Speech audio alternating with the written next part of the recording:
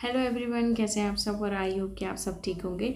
एक नई वैकेंसी आई है हाल ही में, हम उसके बारे में बात करने आए हैं यहाँ पर। ठीक है, पहली बात है कि पोस्ट का नाम क्या है। तो ये कौन सी है, समूह 2 की है और उप समूह 3 पदों की भर्ती हेतु संयुक्त भर्ती है। ठीक है, मतलब कौन से समूह की है, समूह 2 मतलब ग्रुप 2 की है और सब ग्रुप 3 है इसमें। ठीक है, और ये 2025 अभी हाल ही में आई हुई है। हम ये देख लेते हैं कि इसके एग्जाम फॉर्म कब से स्टार्ट होने वाले हैं। MPESB की है ये। ठीक है, ओके। अब आवेदन जो पत्र भरने की स्टार्टिंग डेट है, मतलब सितंबर से ही है ना। 9 सितंबर को स्टार्ट हो जाएंगे ऑनलाइन फॉर्म भरने। और फिर लास्ट डेट क्या है, तो 23 सितंबर है। मतलब कि सोच रहे हो, एक ही महीना बस मिला है आपको। जल्दी जल्दी आपको फॉर्म भरना है, ये नहीं देखना है कि लास्ट डेट क्या है। ठीक है, आवेदन पत्र में संशोधन की तिथि भी अभी, प्रारंभिक तिथि तो ये उन्होंने सितंबर ही दी है और लास्ट संशोधन की तिथि 28 ही सितंबर दी है। कुल मिला के आपको ज़्यादा टाइम नहीं है। ठीक है, इसके बाद अब ये देखो, परीक्षा दिनांक या दिन जो दिया है, क्या दिया है, अक्टूबर दिया है, 28 अक्टूबर 2025। मतलब कि आपको जो है 1 से 1.5 महीने के बीच में, है ना, इस चीज़ की तैयारी करनी पड़ेगी, इस एग्ज़ाम की तैयारी करनी पड़ेगी। आपके लिए ज़्यादा समय नहीं है। मतलब सोच रहे हो, सितंबर लगा ही है, अक्टूबर इसके पेपर है। ठीक है, तो आपके पास समय नहीं है। इसके बाद हम क्या देखेंगे, इसमें मूल्य भी दिया है कि किस प्रकार से क्या है जो है, अनारक्षित अभ्यर्थियों के लिए परीक्षा की शुल्क क्या है ना। और EWS या फिर अन्य पिछड़ा वर्ग के अनुसार ST और SC के लिए कितने पैसे लगेंगे ऑनलाइन फॉर्म, ये इस प्रकार की भी सूचना यहाँ पे दी हुई है। अब उन्होंने बताया है कि कब कैसे एग्जाम होगा, तो 10 अक्टूबर का सॉरी 28 अक्टूबर को होगा, ये हमने देख लिया है ना। 2 पाली में होगा, 2 फेज में होगा, प्रथम और द्वितीय, है ना। उसका टाइमिंग दिया है ये सब, और क्या डॉक्यूमेंट्स हमें लेके जाना है, ये सब दिया है। अब इसके अलावा हम इसमें क्या देखेंगे, वो हमें इम्पोर्टेंट है, ये है हमें सिलेबस देखना। ठीक है, हम यहाँ इसकी जानकारी स्क्रॉल कर देते हैं, इम्पोर्टेंट है ये। देखो, पहली बात है क्या है, समूह 2 और उप समूह 3 मतलब ग्रुप 2 की है ये, और सब ग्रुप 3 की है ना। प्रश्न की कुल संख्या कितनी होगी, इस प्रकार से दिखाई दे रहा है। देखो, कुल अंक कितने होंगे, इसमें 200 होंगे, जिसमें से 100 अंक किसके होंगे, सामान्य ज्ञान मतलब जनरल नॉलेज आएगा, फिर सामान्य हिंदी मतलब हिंदी भी पूछी जाएगी, इंग्लिश भी पूछी जाएगी, फिर गणित भी पूछा जाएगा, तार्किक योग्यता भी पूछी जाएगी, है ना, रीजनिंग भी पूछी जाएगी, और सामान्य विज्ञान कंप्यूटर जैसी योग्यता। कुल मिला के जो जनरल साइंस का पेपर रहता है किसी भी एग्जाम, किसी भी वनडे एग्जाम में, तो जो चीज़ें पूछी जाती हैं वो ये चीज़ें पूछी जाएंगी। ठीक है, और संबंधित विषय का क्या अर्थ है, मतलब जिसमें 100 नंबर एक्स्ट्रा मिलेंगे। कुल मिला के ये तो एक साइड, और दूसरा आपका जो मेन सब्जेक्ट होने वाला है उसके जो है आपको 100 नंबर मिलेंगे। अब बहुत सारे बच्चों को यही क्वेश्चन है कि विषय क्या है, तो हम उससे रिलेटेड पहले बात कर लेते हैं। हाँ, ये हाँ देख लो, ये पहले आया आयु, है ना। तो आयु सीमा क्या है, देखो आप 18 वर्ष के हो या उससे अधिक हो तो आप ये फॉर्म भर सकते हो, मतलब 18 से 40 वर्ष के बीच के बच्चे, है ना। और कुछ चीज़ों में जैसे रियायतें दी रखी हैं, जैसे महिला अभ्यर्थियों के लिए क्या है, आयु सीमा बढ़ा दी गई है ना। इस प्रकार से कुछ जो वर्ग हैं उनके लिए जो आयु सीमा है उनके लिए थोड़ी सी बढ़ा दी गई है। अब इस प्रकार से लिखा है, किन किन के लिए थोड़ी सी बढ़ा दी गई, अनुसूचित जाति जनजाति अन्य पिछड़ा वर्ग आयोग के लिए, है ना, निगम मंडल या स्वशासी संस्था के कर्मचारियों के लिए, उनके लिए क्या करा है, जैसे निःशक्त जन महिलाएं अनारक्षित जो भी हैं उनके लिए 18 से 45 की आयु जो है तय की गई है। ठीक है, आई होप कि यहाँ तक आपको समझ में आ रहा होगा। और हमने डेट तो देख ही रही, एग्जाम डेट क्या है। अब देखो हम आगे क्या चलेंगे।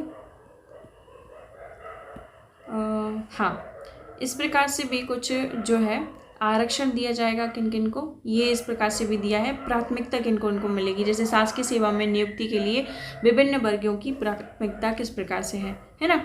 इस प्रकार से ये सैनिक लोगों के लिए भी अलग से अलग वर्चस्वता दिखी हुई है। अब हम आगे देखेंगे और क्या क्या दिया हुआ है इसमें। ठीक है, हाँ, इसमें कुछ क्राइटेरिया दिया है, जिसको कुछ प्रिविलेज दी जाएंगी, मतलब अपनी पोस्ट में उनको कुछ अंक दिए जाएंगे, कुछ प्रतिशत में उनको भी आरक्षण दिया जाएगा, है ना। दृष्टिबाधित जो लोग हैं, कम दृष्टि वाले हैं, बहरे या सुनने वाले कम हैं, तो उनको भी कुछ पॉइंट में जो है आरक्षण दिया जाएगा, एक्स्ट्रा नंबर दिए जाएंगे, है ना। और हाँ, यहाँ पर हम आरक्षण की बात करें तो देखो किन किन को रिजर्वेशन प्राप्त है। इसमें लिखा है EWS वालों को कितना प्रतिशत है, 10% है। दूसरा, अनुसूचित जनजाति के लिए कितना प्रतिशत दिया गया है, 20%। अनुसूचित जाति के लिए कितना प्रतिशत है, 16%। और फिर अन्य पिछड़े वर्ग जो है 27% आरक्षण इनको प्राप्त है ना। अब आगे चलेंगे हम और क्या देखेंगे इसमें। पहली बात तो जो हमने देख लिया है कि 100 जो नंबर है हमें कहाँ मिल रहे हैं, लेकिन जो मेन विषय है उससे क्या रिलेटेड है, वो हम जानकारी यहाँ पे देखने वाले हैं। देखो इस प्रकार से है, टोटल पोस्ट कितनी है, लास्ट में लिखा है, हाँ देखो 339 है ना, टोटल पोस्ट ही है, मतलब कि टोटल आपकी इतनी पोस्ट ही है 339, और उसमें कहाँ कहाँ कौन कौन से विभाग में है ये हमें देखना। देख रहे हो इतनी सारी पोस्ट हैं। अब देखो पद रिक्त कैसे है, जैसे रेशम संचालन मध्य प्रदेश भोपाल जो है, यहाँ पर सीधी में भर्ती है, सीधी भर्ती है बिल्कुल, ठीक है। अब इसके लिए पद कौन सा है, कनिष्ठ रेशम निरीक्षण, फील्ड ऑफिसर है एक, है ना। जैसे हम दूसरी देखेंगे उसमें भी सीधी भर्ती है, और उसमें बायोमेडिकल इंजीनियरिंग पूछा है। मतलब कि देखो यदि इस प्रकार की जॉब है तो ऑब्वियसली वो आपसे ग्रेजुएशन के बाद ये पूछेगा कि आपकी ग्रेजुएशन किस विषय में है ना, उस विषय से रिलेटेड आपका जो 100 नंबर का क्वेश्चन है वो आएंगे। अब बायोमेडिकल मतलब मेडिकल आपका होना चाहिए, और सब्जेक्ट क्या होना चाहिए, है ना, बायोमेडिकल। फिर इंजीनियरिंग भी होनी चाहिए, यदि इंजीनियरिंग दिया है तो ऑफकोर्स आपको कुछ ऐसा ही पूछेंगे। अब मैकेनिकल इसमें लिखा है तो इसका मतलब आप जब आपकी ग्रेजुएशन आपने की होगी तो इसी से रिलेटेड जो है आपका सब्जेक्ट होगा, है ना। अब जैसे प्रयोगशाला टेक्नीशियन, मतलब कि जो लैब टेक्नीशियन है, कहाँ पर पोस्ट खाली है, दमोह में। अब उसमें केमिस्ट्री तो जरूर लगती है, या फिर फिजिक्स में, दोनों में प्रयोगशालाएं ऐसी होती हैं, है ना, तो बायो में भी होती है। तो इस प्रकार के जो है सब्जेक्ट इसमें वेरी करेंगे। अब और देख लेते हैं हम, ऐसा नहीं है, मैनेजमेंट के भी लिए, थेरेपिस्ट के भी लिए है। तो यहाँ पर ये लास्ट में जो है जैसे ये देखो यहाँ पे सीधा लिखा ही हुआ है रसायनज्ञ, है ना, रसायनज्ञ, दैट मीन्स आपको केमिस्ट्री चाहिए इनमें, ठीक है। अब जैसे आपको लगेगा कि अभी भी हमें नहीं समझ में आ रहा है कि किन पोस्ट के लिए क्या एलिजिबिलिटी है, तो यहाँ पे हर पोस्ट की एलिजिबिलिटी साफ साफ लिखी हुई है। जैसे यदि हम पहली पोस्ट के बारे में बात करें जो हमें अभी देखी थी हमने, तो सीधी भर्ती किसके लिए थी, कनिष्ठ रेशम निरीक्षण के लिए, है ना। कितने पद थे यहाँ पर, 28 पद हैं, और किस प्रकार से हैं, किन किन जो कैटेगरी वाइज डिवाइड है, मतलब ओबीसी को कितने पोस्ट हैं, ओपन में कितनी हैं, फिर महिलाओं के लिए स्पेशल में कौन है, अनुसूचित जाति में कौन है, अनुसूचित जनजाति में कौन है ना, इस प्रकार से ये भी दिया हुआ है। अब शैक्षणिक योग्यता देखिए इसके सीधे ही नीचे लिखी हुई है, मतलब कि किसी भी मान्यता प्राप्त विद्यालय से इनको क्या एलिजिबिलिटी चाहिए, जीव विज्ञान होना चाहिए, बायोलॉजी होनी चाहिए, या फिर कृषि विज्ञान, दैट मीन्स एग्रीकल्चर होना चाहिए, है ना, तभी वो ये फॉर्म भर सकते हैं, है ना। वहाँ से स्नातक होनी चाहिए, और वैकल्पिक अहर्ता के रूप में कंप्यूटर संचालन का ज्ञान होना चाहिए। इस प्रकार से दिया है ना। ऐसे ही हर पोस्ट के लिए आपकी एलिजिबिलिटी सीधे ही नीचे लिखी हुई है। अब जैसे हमने ये पढ़ा पोस्ट, जब हम 2 देख रहे हैं, कौन सी, क्या नाम है उसका, फील्ड ऑफिसर, है ना। फील्ड ऑफिसर के कितने पद हैं, तो उसमें 9 पद हैं। अब उसके लिए क्या योग्यता चाहिए, है ना, तो वो हम देखेंगे क्या लिखा है इसमें, जीव विज्ञान होना चाहिए, इसमें भी कृषि विज्ञान होनी चाहिए, और फिर कंप्यूटर का थोड़ा सा नॉलेज होना चाहिए आपको, ठीक है। ऐसे ही हर पोस्ट के नीचे उनकी योग्यता लिखी हुई है। जैसे अब हम एग्जाम्पल के तौर पे इसको भी देखेंगे, सीधी भर्ती में क्या, ऑक्यूपेशनल थेरेपिस्ट जो टेक्नीशियन है, कितनी दो पोस्ट बस है इसमें, और किसके किसके लिए, यूआर के लिए है 1 है, और फिर अन्य पिछड़ा वर्ग के लिए, मतलब एसटी और एससी इनके लिए नहीं है। अब इसमें योग्यता क्या मांगी है उन्होंने, मान्यता प्राप्त विद्यालय में थेरेपिस्ट की डिग्री होनी चाहिए उनके पास, और यह सह चिकित्सीय परिषद का जीवित पंजीयन होना चाहिए उनके पास, ठीक है।